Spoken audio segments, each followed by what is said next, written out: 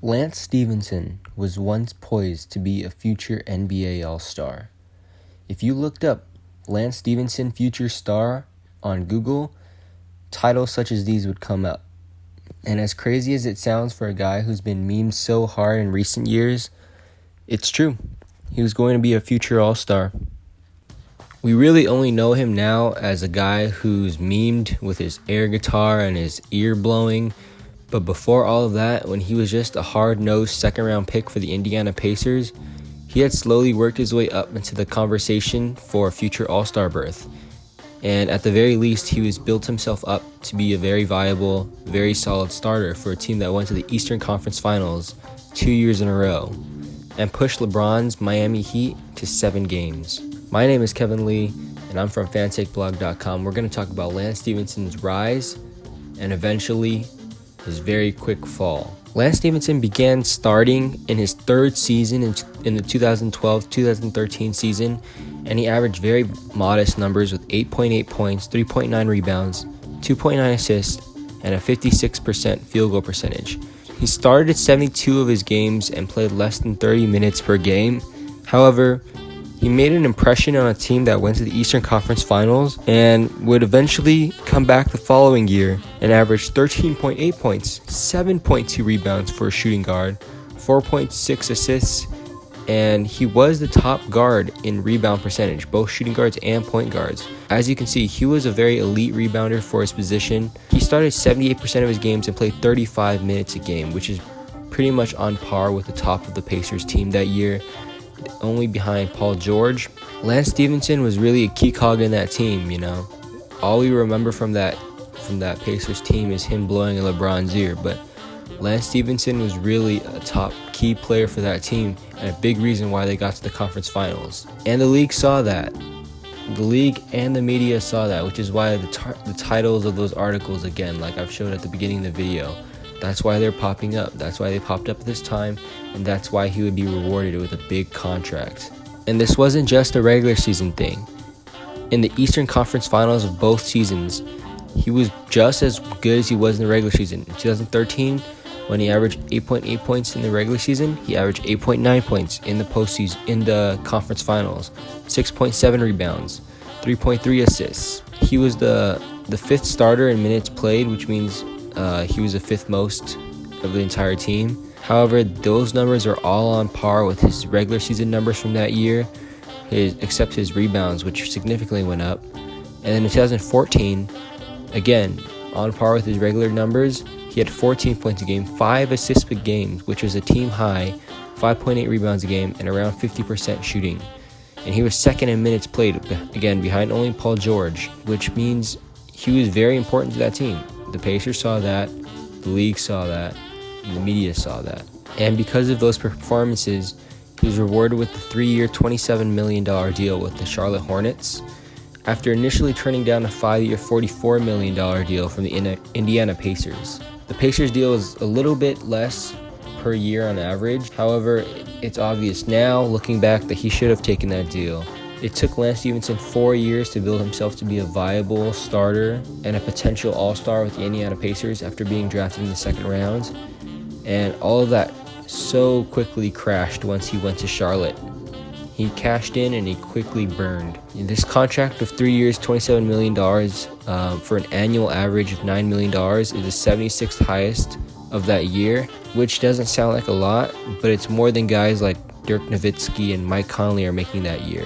And I just want to compare it to now, because obviously $9 million in that climate is going to be worth more than $9 million today, because if you remember in 2016, the salary cap just went berserk and now everybody's making a lot more money than they used to. The 76th highest paid player this year would have been Jonas Valanciunas at $16 million. So you can see it's not exactly like a max contract or anything, but it's still a healthy pay. It's actually quite a bit. Remember, $10 million would be good starter, potential all-star level back in that day. And I want you to think of this signing more of like a signing of Karis LeVert today with the Nets, who recently signed a 3-year, $52.5 million deal. It's a little bit more than the $16 million a year average that Valanciunas is getting at the 76th highest paid player. However, it's very similar to what happened with Stephenson that year. These two guys at the time of the signing aren't exactly stars. However, they're paid for their potential to be stars at some point. They both have high potential. It's not an absurd contract for the time. They're both getting money that's healthy for starter rates. And if they break into stardom, that's a good bargain, right? Obviously, the only difference is that LeVert is staying with the Nets, and so he's going to have that consistency of not having to switch teams, switch coaches. Well, switch coaches. Speaking of switch coaches, the Nets did switch coaches, so sucks on him for that. However, he's going to not have to adjust to being on a different team. Stephenson did have to adjust, and who knows if it was because of Charlotte or maybe because Lance needed Indiana more than Indiana needed Lance, but as soon as he left, his numbers crashed back down to 8.2 points, 4.5 rebounds, 3.9 assists on an extremely bad 37.6 field goal percentage. After starting the majority of the season for a team that went to the Eastern Conference Finals, he only started 25 games on the lowly Charlotte Hornets. Since 2015, he's always hovered around 8 points a game, so he's never really gotten back to being a starter level player. His only good season was in 2015 and 2016 with Memphis, where he averaged 14 points, 4 rebounds, and 3 assists. However, it happened in a sample size of only 26 games, and his field goal attempts was the highest he's ever had in his career, which indicates to me at least that he was a high volume player for a bad team. The Grizzlies did make the playoffs that year, but perhaps they were bad for a stretch. Maybe they had some injuries or something, but those numbers clearly indicate a fluke. Ever since that last season in Indiana, in his initial run in Indiana, he's always been like around an 8 point per game player. Since that time, when he left Indiana the first time, his playing time slowly eased away until really he stopped being able to play. And in 2018, he actually was able to play again. He played 82 games for, guess who?